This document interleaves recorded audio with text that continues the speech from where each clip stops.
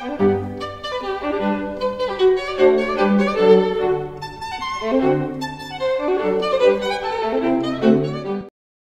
chamber music fans. Michelle Schumann here with Festival Focus. I'm so happy to have Nick Kendall here. He is the bassist, right, for Time for Three?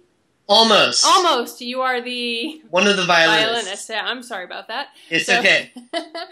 And really glad to have you here. I understand that you guys have been just crazy on the road and traveling and doing a lot of concerts, so I'm so glad that you've fit me into your busy schedule. Oh, it's our pleasure. My pleasure. We're really excited to have you at the Austin Chamber Music Festival on July 27th. It's going to be great, and I just wanted to have a quick chat with you about Time for Three. And you know, Time for Three is, we often like look at different string quartets that are being innovative, but what is really great about your group is that you're so innovative that you have an instrumentation that is completely unheard of before, and that truly is cutting edge, and certainly with all the repertoire that you guys do.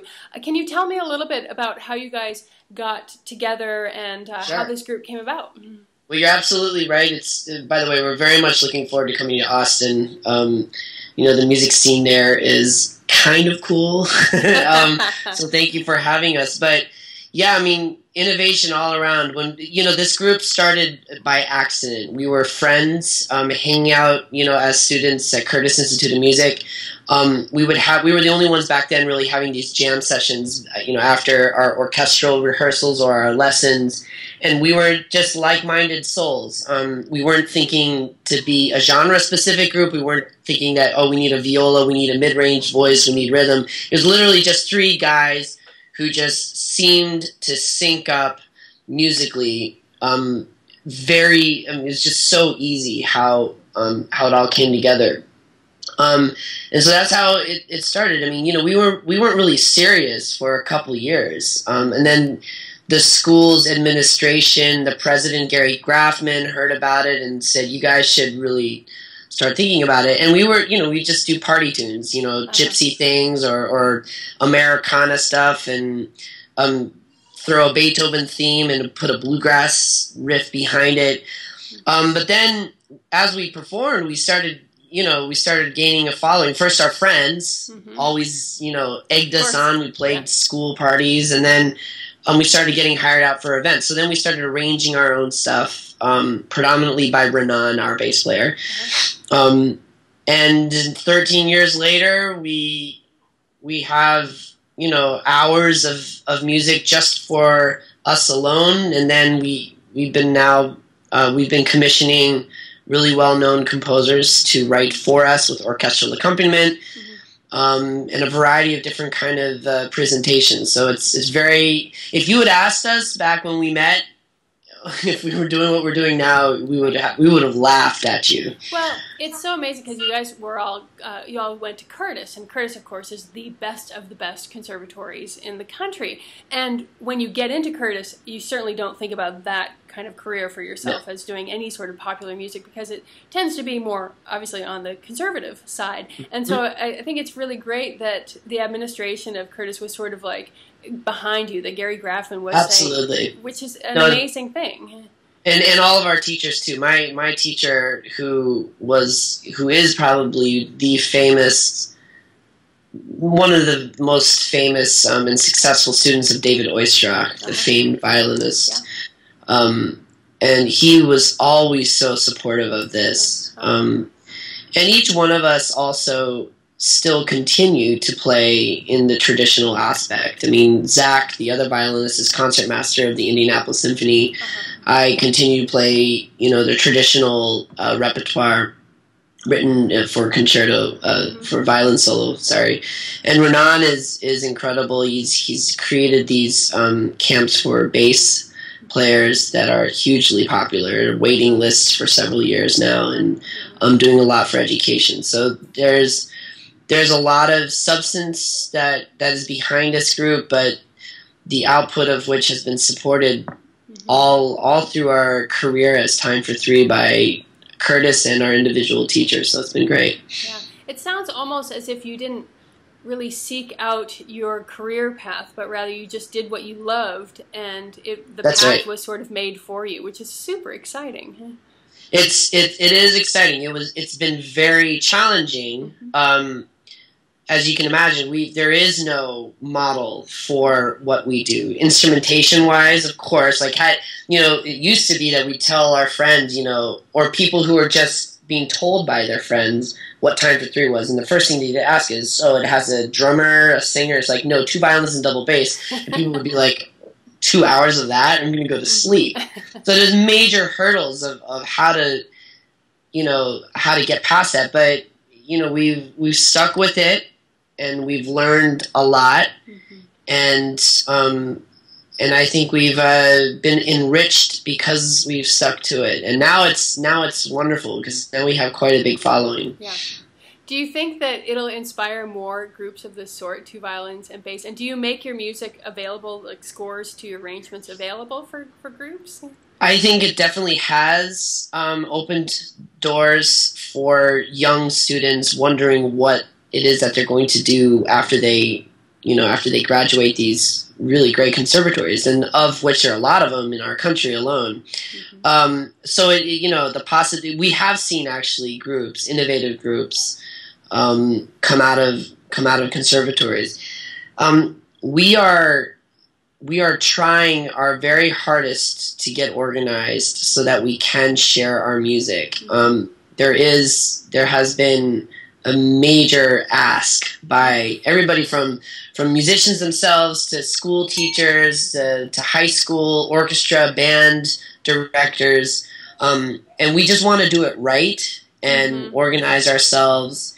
And we have a lot of exciting plans coming up in the future, so we want to do it right. So, but it needs to happen. Yeah.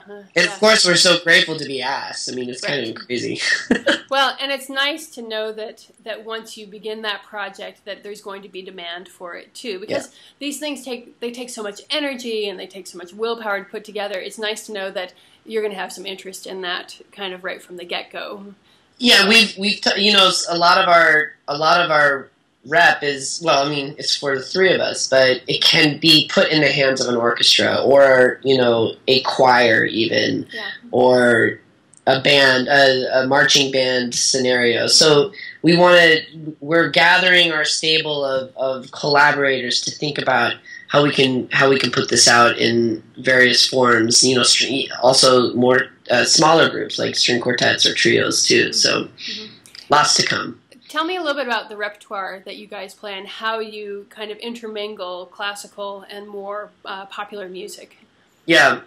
Well, I think, there's been a few chapters in our life. I think one chapter in the last 4 years has been a result of us being partnered in artist in residence, rather, with the Indianapolis Symphony, where Zach is concertmaster. This is... Actually, last night in Indianapolis was the last concert of our 4th year in residence. We're going to do one more, and maybe more after that, but at least next year. And the idea behind a residency, as you probably know, orchestras have been really trying to figure out how they can relate to their own communities. A lot of times, orchestras tend to think about, how can we book the most famous talent in the world, and not always looking in their immediate surroundings. And for a group like us that is steeped in the classical tradition, and we do love what happens in a concert hall authentically, most of our following were people who normally don't go to classical music experiences. So Indianapolis Symphony, along with other orchestras, but predominantly Indianapolis Symphony, was having major problems in trying to figure out how to relate to its community. So why not invite a group that's doing that with values that center around what an orchestra does? So it's been very experimental, and I'd say we've been building musical bridges to audiences, and something that they recognize, but that maybe we can then introduce them to repertoire and experiences that otherwise they may not have been interested in seeing or experiencing. So when I say chapters, these last 4 years, our repertoire has been centered around that, carefully taking the most iconic repertoire from the classical canon and seeing what else in the pop world is, or in the last 50 years in pop music, that we can skillfully put the two together. So, for example, we did 3 years ago. We did a suite with Katy Perry's Firework, famous song, and combined it with the Firebird suite of Stravinsky. And it was, you know, for us, it was kind of interesting to play on words, but also harmonically how those two really work together. And we spent a lot of time, but that arrangement we're really proud about. You know, there are other things. We've done a lot of other kind of mashups, but that's just to give an example of what we've been up to. Yeah. Well, and it's really cool because it makes some sort of relevancy to especially to kids who may not be aware of that. I know of this YouTube video, maybe you know of it as well. It's how to write a fugue. And I heard about that. And it's really hilarious. This guy sort of explains the fugue, and it's really done in a marvelous way. And then he uses the theme to Britney Spears' "Oops, I Did It Again" to write this like very academic fugue. It's really funny. Awesome. Yeah, and it's kind of a great way to kind of introduce kids to the fugue too, because it gives them something to kind of grasp onto, and then you know, and just showing something kind of at the top level of what it can be is always provocative, I think, to people. And I know Absolutely. For you guys coming to Austin, I'm excited. I'm always excited when groups like yours, not that there are many groups like yours, but the one thing that you guys have that I love in bringing groups to Austin is that you've got the classical chops, but you're willing to look outside of that of the typical genre. And what it means is that we get to grab audiences from different elements of the musical world. So we will get the people who come who love the string quartet concerts, the sort of staunch Beethoven, Brahms concerts, and we'll also get kids at this concert, and we'll get people who like popular music and people who like classical music. And I love mashing up those audiences because then they realize that they're not really that different from one another, and that music isn't really different from one another if it's done really, really well. Yeah. Well, I think, and absolutely what you're saying I love, and I think for us, though, I mean, we are using these, how should I say, these tools of hooks, right, to get people from both sides, or all sides, you know, to actually come to the performance. But the most important thing for us is what happens live, and you were just touching upon it, because, you know, you can play, to me, when I go hear an amazing performance of a Beethoven symphony or Chopin piano sonata, or anything like that, it's, of course, you're hearing the music of Chopin, but a performance of that, you sort of through Chopin that you're taken away, and it's the voice of the performer, it's the moment, the experience of being in a hall, and it's not so much just about Chopin, it's about the music making. And so for Time for Three, the ultimate goal is the live performance, and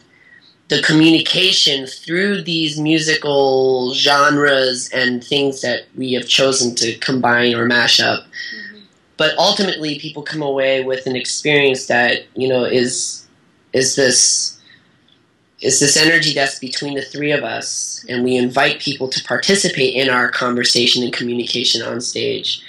And therefore, it's like, from a chamber music standpoint, it's like what you see and experience when you see a string quartet play, except we may be doing it through the lens of Katy Perry, or through Kanye West at some point, or Mumford & Sons, or a lot of original compositions that we'll be playing this summer as well. Great.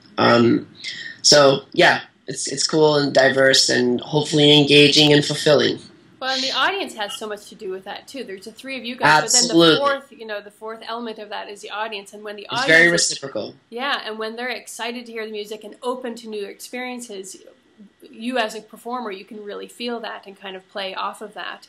And you're going to love your Austin audiences, because I'm sure we have them the best. We have the best ones. No, I mean, I know the reputation of that city. It's so culturally diverse, and there's so many exciting. They're music lovers in that city. So it's true. So well, we're really, really excited to have you guys play, and can't wait till you're here. And thank you so much for making time again for pleasure. being with me. And hope you're not too exhausted from flying in from Indianapolis. And I should tell everyone Nick is in New York right now. He just got in this morning, so so we're really grateful that you were able to do that. Well, I appreciate the opportunity too. I really do. Great. We'll see you in a few weeks. Sounds good. Thank you, Michelle. Take care. Bye. Bye.